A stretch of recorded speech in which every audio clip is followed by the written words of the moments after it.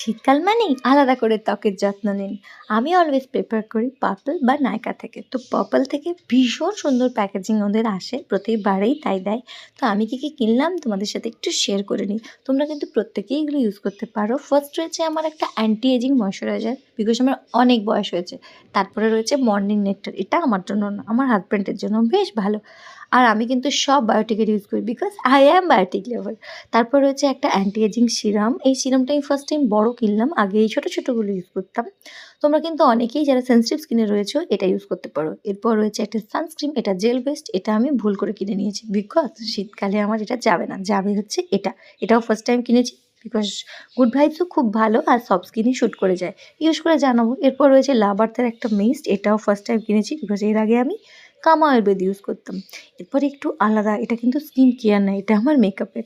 First time আমি ইনসাইটের এটা কিনলাম, জানবো কেমন, তাই জন্য।